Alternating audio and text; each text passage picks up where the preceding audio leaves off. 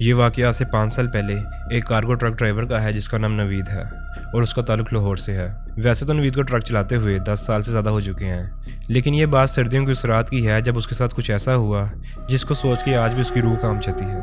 नवीद जिस कंपनी में काम किया करता था, उस कंपनी के ट्रक्स अक्सर पंजाब से बाहर के शहरों में सामान डिलीवर किया करते थे। मामूल की तरह नवीद ड्यूटी पे गया तो उसका ट्रक तैयार था।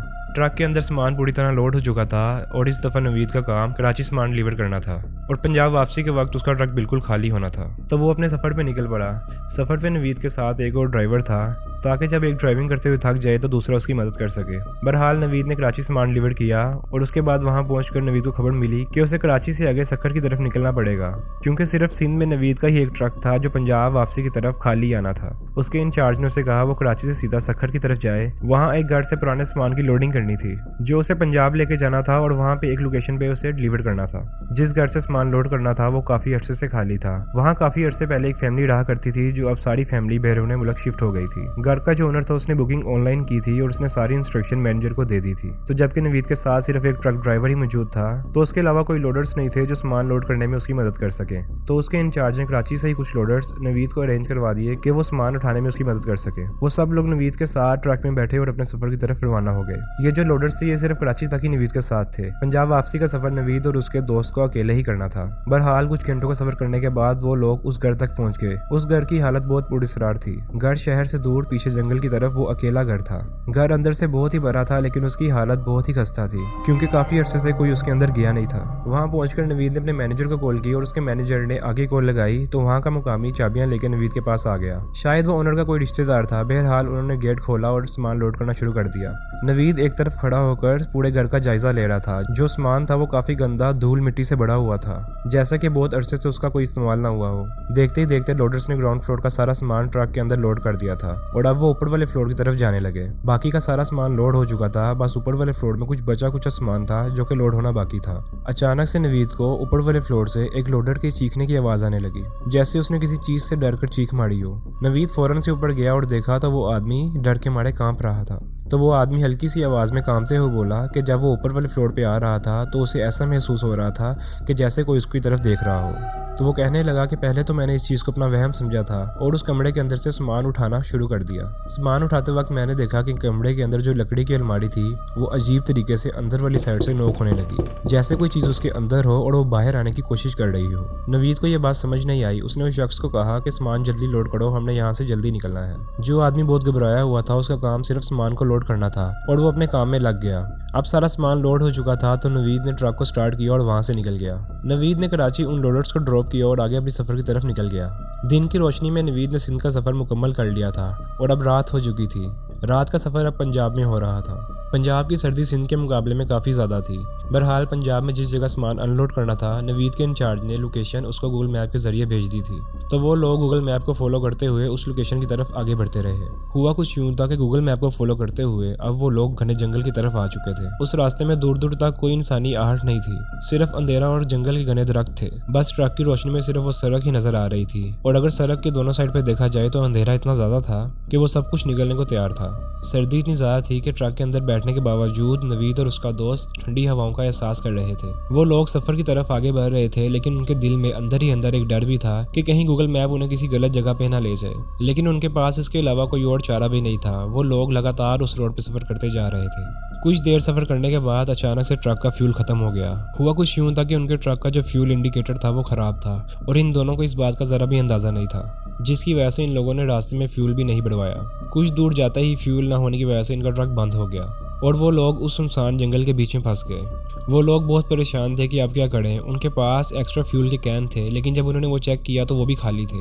वो दोनों परेशानी में ट्रक के अंदर बैठे थे और इस जगह से निकलने के बारे में सोच रहे थे। वहीं नवीद के दोस्त ने कहा कि मैंने मैप में कुछ किलोमीटर पीछे एक आबादी को देखा है, क्या पता वहाँ से हमें कोई मदद मिल जाए। तभी नवीद के दोस्त ने कहा कि वो यहाँ ट्रक के पास रुके और मैं पीछे आबादी में जाकर कुछ मदद ले आता हूँ। इन दोनों ने इस बात पर रजामंदी जाहिर की और वो दोस्त जंगल में चलता हुआ आबादी की तरफ चला गया। यहाँ नवीद अकेला उस ट्रक के अंदर बैठा हुआ था। कुछ देर गुजरने के बाद उसे अपने ट्रक के पीछे से कुछ हलचल महसूस होने लगी। ऐसा लग रहा था कि ट्रक के कंटेनर के अंदर कोई चीज मौजूद हो जो कि आवाज कर रही हो। नवीद ट्रक से उतरा और पीछे कंटेनर के अंदर जाकर देखने लगा। जब उसने कंटेनर में जाकर देखा तो वहाँ कोई ऐसी चीज मौजूद नहीं थी जो आवाज कर सके। वो कंटेनर से बाहर निकला और सड़क पर खड़ा हो गया। उस वक्त वहाँ सर्दी की शिद्दत इतनी ज्यादा थी कि वहाँ खड़ा होना भी मुश्किल था। तो नवीद ने सोचा कि क्यों ना दोस्त के आने तक यहाँ आग जलाकर बैठ जाऊं। तो उसने जंगल से कुछ लकड़ियां इकट्ठी की और वहां पर आग जलाकर बैठ गया। अभी चंद लम्हे ही गुजरे थे कि नवीद को दोबारा फिर से कंटेनर के अंदर से आवाज़ आने लगी। वो हैरान था कि अभी तो मैंने कंटेनर को चेक किया है, आखिर ये क्या चीज़ है जो कि उसके अंदर से आवाज़ कर रही है। वो वहाँ से उठा और दोबारा से कंटेनर के पास चला गया। वो कंटेनर के अंदर जाकर देखने लगा। इस बार वो कंटेनर की हर चीज़ को अच्छे से चेक कर रहा था, उसे पता चले कि आखिर ये आवाज़ आ किस चीज़ से रही है। नवीद अभी कंटेनर के अंदर ही खड़ा था कि उसे अपने पीछे से कुछ आवाज़ आई। जब नवीद ने पीछे मुड़कर देखा तो वहाँ वही अलमारी थी जिसका उसे उसी शख्स ने बताया था। नवीद को उस वक्त तो उसकी बात पर यकीन नहीं हुआ था, लेकिन अब जो चीज़ें उसके सामने हो रही थी ये देखकर वो परेशान था। वो अलमारी नवीद की आंखों के सामने ही अंदर से 2 से 3 बार जोरदार तरीके से नोक हुई, जैसे उस अलमारी के अंदर कोई चीज़ मौजूद हो और वो बाहर आना चाह रही हो। नवीद डरते हुए उस अलमारी के पास गया और उसे खोलकर देखा तो उसके अंदर कोई इंसान मौजूद नहीं था। वहाँ बस एक सफ़ेद रंग का कपड़ा पड़ा हुआ था। नवीद ने उस कपड़े को उठाया तो वो कोई आम कपड़ा नहीं था, वो एक कफन था जिसके ऊपर खून से कुछ लिखा हुआ था। नवीद ने उसे पढ़ने की कोशिश की लेकिन उसे समझ नहीं आया कि उसके ऊपर क्या लिखा हुआ है। उस कफन को देखकर नवीद ये बात समझ चुका था कि किसी ने काले जादू के जरिए इस अलमारी में किसी जिन को कैद किया था। नवीद ने जल्दी से वो कफन वापस अलमारी में रखा और उसको बंद कर दिया और वो कंटेनर से बाहर आकर वापस आग के पास बैठ गया और अपने दोस्त का इंतज़ार करने लगा। अभी कुछ देर ही गुजरी थी कि नवीद को अपने पीछे से किसी के चलने की आवाज़ आई।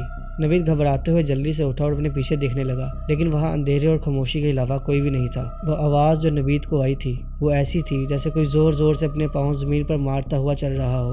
नवीद बहुत डर चुका था और वह बस ये दुआ कर रहा था कि उसका दोस्त जल्दी से जल्दी यहाँ पर पहुँच जाए। तभी उसे कंटेनर के ऊपर से किसी के कूदने की आवाज़ आई। वो आवाज़ ऐसी थी जैसे कोई बहुत ही भारी इंसान कंटेनर के ऊपर लगातार कूद रहा हो। नवीद वहीं आग के पास खड़ा था और जब जब उसे वह आवाज़ आती थी उसका ट्रक भी ज़ोरदार तरीके से हिलता था। आहिस्ता आहिस्ता वो आवाज़ें शदीद होने लगी और अब नवीद को अपने चारों तरफ से लोगों के चलने और बातें करने की आवाज़ आने लगी। कभी नवीद को ऐसा महसूस होता जैसे किसी ने उसका हाथ पकड़ने की कोशिश की हो। नवीद बहुत ज़्यादा डर चुका था और अब उसके अंदर खड़े होने की भी हिम्मत नहीं थी। वो उसी जगह ज़मीन पर बैठ गया और आयतल कुर्सी पढ़ने लगा, लेकिन उसके ऐसा करते ही उन आवाज़ों की शिद्दत में और इजाफा हो गया।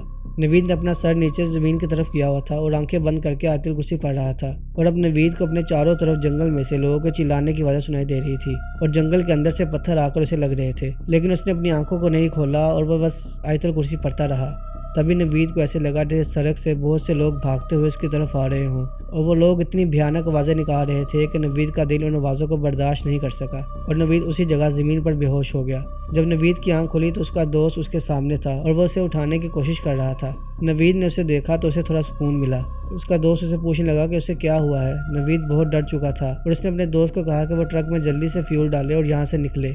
उसके दोस्त ने ऐसा ही किया और उसने जल्दी से ट्रक के अंदर फ्यूल को भरा और वो लोग वहाँ से निकल पड़े। रास्ते में आगे बढ़ते हुए नवीद ने अपने दोस्त को अपने साथ होने वाला सारा मामला बताया और पीछे पड़ी हुई उस अलमारी के बारे में बताया। उसका दोस्त भी ये सब सुनकर डर गया और वो लोग जल्दी से जल्दी अपना सफर तय करते हुए अपनी मंजिल पर पहुंच गए। वहाँ पर उन्होंने वो सामान अनलोड करवाया और वो लोग वहाँ से अपना ट्रक लेकर वापस लाहौर की तरफ आ गए। तो कैसी लगी आपको ये वीडियो अच्छी लगी इस वीडियो को लाइक करें और शेयर करें और हमारे YouTube चैनल को जाकर सब्सक्राइब करें।